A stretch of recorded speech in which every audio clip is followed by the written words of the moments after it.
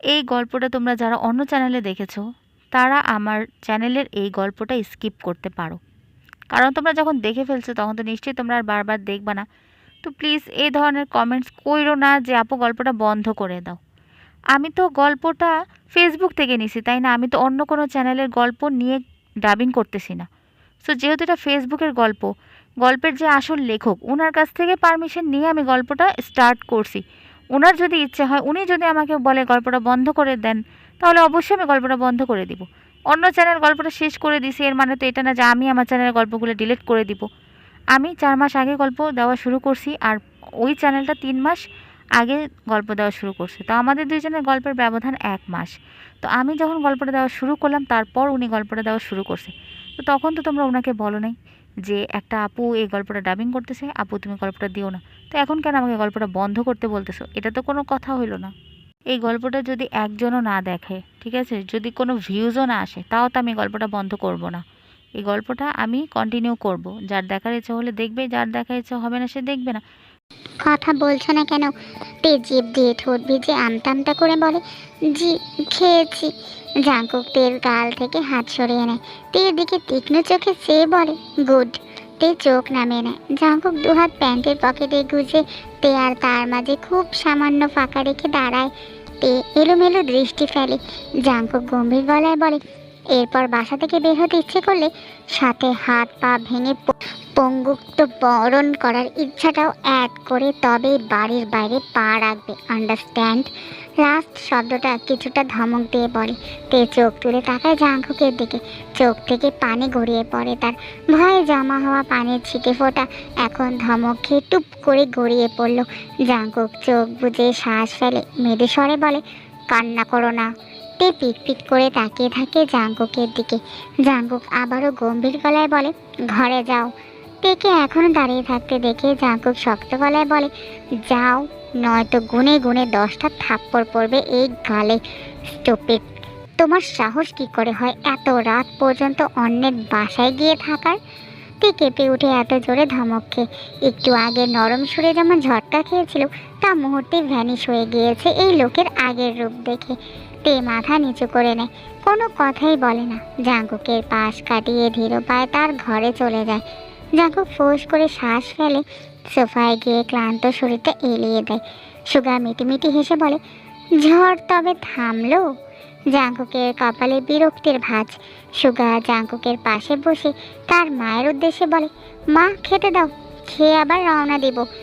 এত রাতে যাবি বাবা? কাল গেলে হবে না? সুগা জাঙ্কুকের কানের কাছে মুখ নিয়ে বলে, তুই কি যেতে চাস তের স্বামী?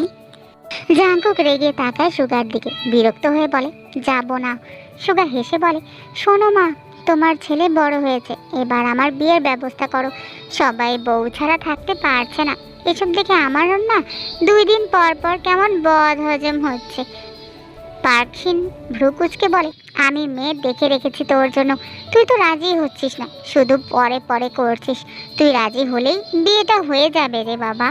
সুগা চোখ বড় বড় করে তাকায় তার মায়ের দিকে আর ভাবে, হায় হায়, তার মা আবার কি কেলেঙ্কারি করে রেখেছে।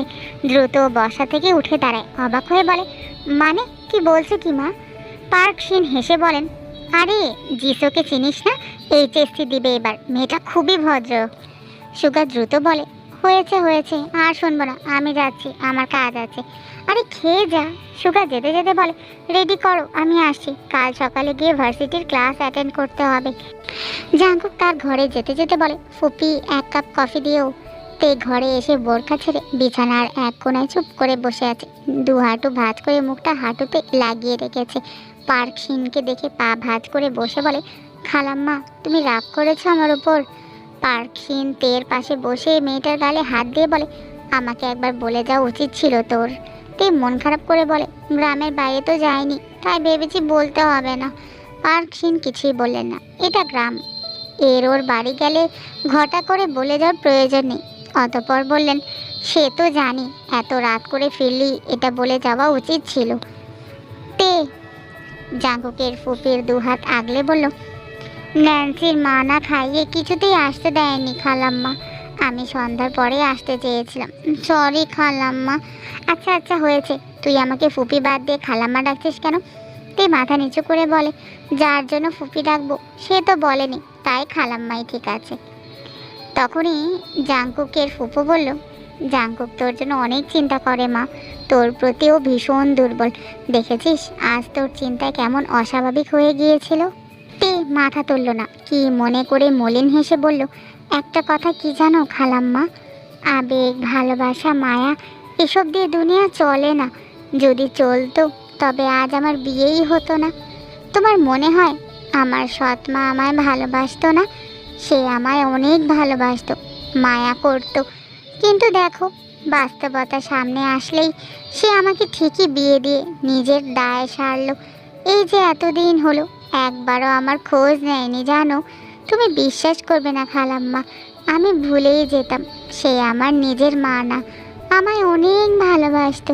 অনেক না বাসলেও যা বাসতো ওটাই অনেক মনে হতো আমার। কিন্তু বিয়ের পর সব ভুলে গেল। নিজের মা হলে হয়তো একটু একটু মনে করতো, কিন্তু আমি তো তাকে নিজের মাই ভাবি। আমার মাকে তো কখনো দেখিনি, দেখতে কেমন যে ছিল আমার মা। কথাগুলো বলতে বলতে চোখ জোড়া পানিতে টইটুম্বর হয়ে যায় তের। একটু থেমে নাক টেনে আবারও বলে, তোমার ভাতিজা আমায় কেন মানে না জানো? কারণ আমি তার টাইপের না, আমি তার চেয়ে অনেক ছোট। আমি যদি আরও 4 থেকে 5 বছরের বড় হতাম তবে হয়তো মানতো, কিন্তু এখন এত ছোট মেয়েকে তিনি মানতে পারেন না। সে আমার প্রতি দুর্বল হলেও বাস্তবতার কাছে এসে দেখবে আমার মায়ের মতো সেও আমাকে মানবে না। মানুষ এমনই হয় খালাম্মা, আমি জানি। তের এমন আবেগময় কথায় পার্কসিন অবাক হয়ে তাকালেন তের দিকে আর ভাবলেন, এতটুকু মেয়ে কি ভারী ভারী কথা বলতে পারে।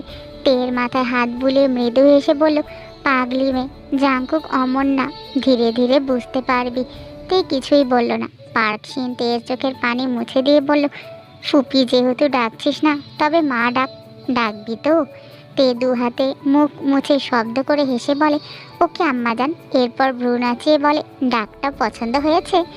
পার্কসিন হাসলেন তের কাণ্ডে। মেয়েটাকে তার কেমন অদ্ভুত লাগে। মুহূর্তেই কেমন দুঃখের ছাপ মুছে ফেলে মন থেকে।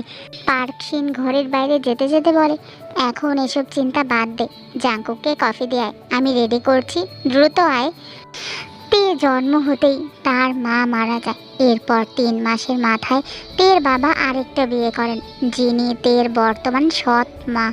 তে জানতো না তের বাবার দ্বিতীয় স্ত্রী তার সৎ মা হলেও তেকে নিজের মেয়ের মতো করে আগলে রেখেছিলেন।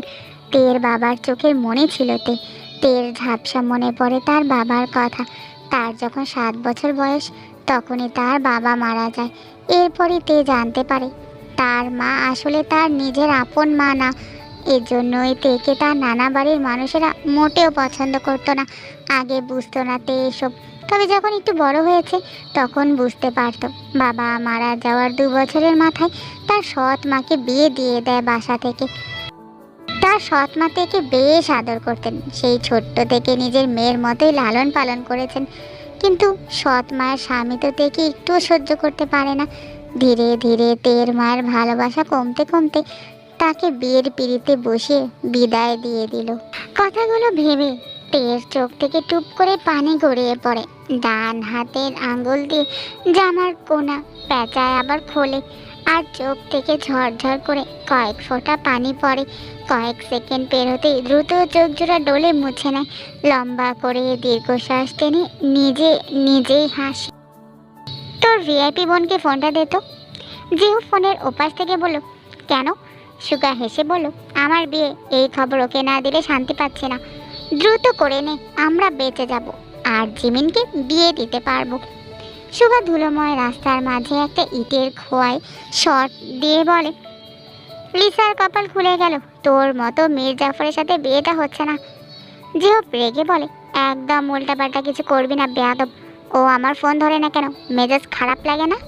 সুগা হেসে বলে, তুই যখন বিদেশ ছিলি তখন লিসার অনেক ছেলে ফ্রেন্ড জুটেছে বুঝলি, ওদের টাইম দিতে হয় তো।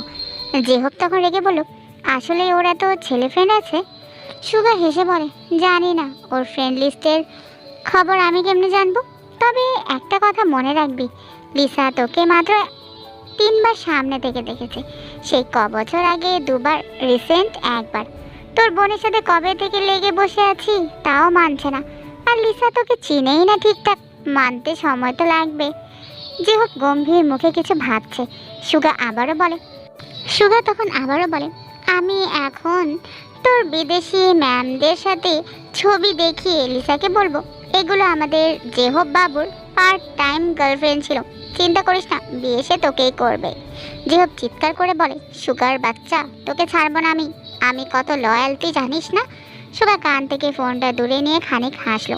মনে মনে ভাবলো, জেহব আর জাঙ্কুকের সাথে ভালোই মজা নেওয়া যায়, যদিও জাঙ্কুকের ব্যাপারটা জমে বেশি, কারণ জাঙ্কুক স্বীকারই করে না যে সে তেকে পছন্দ করে ফেলেছে। সুগা কানে ফোন নিয়ে হাসি আটকে বলল, লয়াল সেটা তো আমি জানি শোনা, তোমার লিসা নয়, বোঝনি ব্যাপারটা। এরপর স্বাভাবিকভাবে বলে, জিমিনকে ফোনটা দে। জেহব রেগে বলে, বেয়াদব, ভুলে যা জিমিনকে, বলে কল কেটে বিছানার উপর ছুঁড়ে মারলো ফোন। রাগে শরীর জ্বলছে। এই মেয়ের কি ছেলে ফ্রেন্ড দিয়ে ভর্তি নাকি? এমন হলে লিসাকে যে কি করবে মাথায় কাজ করছে না জেহবের। কল না ধরার জন্য ইচ্ছে করছে লিসাকে তুলে একটা আছাড় মারতে। আর এই সুগার বাদরামি তো আছেই। ওই মেয়ে তো মাথা মোটা, তাকে ভুল বুঝে কি করব, আর সেই বা রেগে কি করবে আল্লাহই ভালো জানে। এদিকে সুগা বারবার জেহবের ফোনে কল দেয়, কল রিসিভ হয় না। সুগা অসহায় চোখে চেয়ে আছে। জিমিনের সাথে কথা বলার পর তাকে এসব বললে ভালো হতো, এখন তার কি হবে? বা হাতে বুকে দুটো আলতো থাপ্পড় দেয় আর বিরক্ত হয়ে বলে, উফ, আমার জ্বালা তো কেউ বোঝেই না, এখন কি করব? হঠাৎ মাথায় একটা বুদ্ধি আসে জেহবের। দ্রুত পায়ে বাড়ির দিকে যায়। এরপর সোজা জাঙ্কুকের ঘরে গিয়ে দেখলো জাঙ্কুক ঘরে নেই। ওয়াশরুম থেকে আওয়াজ পেয়ে বুঝলো জাঙ্কুক ওয়াশরুমে। সুগা জাঙ্কুকের ফোন নিয়ে জাঙ্কুকের নাম্বার থেকে জিমিনের ফোনে কল করে। প্রথমবারই রিসিভ হয় কল। মিষ্টি কণ্ঠে সালাম ভেসে আসে। সুগা মৃদু হাসে, তবে চুপ থাকে, কিছুই বলে না। ওপাশ থেকে জিমিন বলে, জাঙ্কুক ভাই কিছু বলবে? সুগা গলা ঝেড়ে ভারী কণ্ঠে বলে, খবরদার ফোন কাটবে না জিমিন।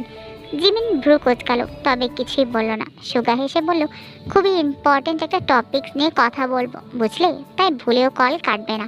জিমিন কিছুই বলে না। সুগা ঠোঁট টিপে হেসে বলে, জিসো নামের এক মেয়েকে আমার মা আমার জন্য পছন্দ করেছে বুঝলে। মেয়েটা মারাত্মক সুন্দর জিমিন। এইচএসসি দেবে এবার। বিয়ের ডেটটা কবে দেওয়া যায় বলো তো? জিমিনের চোখ পানিতে টই টুম্বর। বারবার ঢোক গিলছে সুগার এমন কথা শুনে। সুগা জিমিনের কোনো রেসপন্স না পেয়ে বলল, বলো জিমিন। বিয়ের ডেট কিন্তু তুমি ফিক্সড করে দিবে। মেয়েকে তুমি সাজাবে, বাসর ঘরও তুমি সাজাবে, ফুল কিন্তু তোমার বাগানের দিতে হবে। জিমিনের চোখ থেকে টুপ করে পানি গড়িয়ে পড়ে। সুগা ঠোঁট কামড়ে হাসছে। আবারও বলল, তুমি মেয়েকে দেখতে চাও জিমিন? আমি ছবি দিব অবশ্যই। তুমি ডেটটা বলো তো, আমি বিয়ে করতে চাই দ্রুত। ডেটটা অবশ্যই এই মাসের মধ্যেই বলবে। সুগার এসব কথা শুনে জিমিন ভাঙা গলায় বলে, আজকেই করো, আমাকে বলছো কেন এগুলো?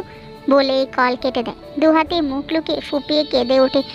জিমিন কিছুক্ষণ কেঁদে কেটে তার ঘর থেকে বেরিয়ে জেহবের ঘরে যায়। জেহব ইজি চেয়ারে বসে চোখ বুজেছিল। বিরক্ত লাগছে সব কিছু তার। হঠাৎই জিমিন জেহবের সামনে দাঁড়িয়ে রেগে বলে, তোমার বন্ধু বিয়ে করছে? জিমিনের কথায় জেহব চোখ মেলে তাকায়। বোনের চোখ মুখের অবস্থা বেহাল, কেঁদে কেটে চোখ মুখ লাল করে ফেলেছে। জেহব অবাক হয়ে বলে, কি বলিস? জিমিন রেগে বলে, তোমার বন্ধু বিয়ে করছে, আমাকে ফোন করে সেসব গান শোনায় কেন? জেহবের মাথার উপর দিয়ে যাচ্ছে সব। কার বিয়ে? জিমিন আবারও রেগে বলল, তোমার বন্ধু যে মেয়েকে বিয়ে করবে ওই মেয়েকে আমি থাপড়াতে থাপড়াতে তোমার বন্ধুর জীবন থেকে তাড়িয়েই ছাড়বো, বলে দিচ্ছি।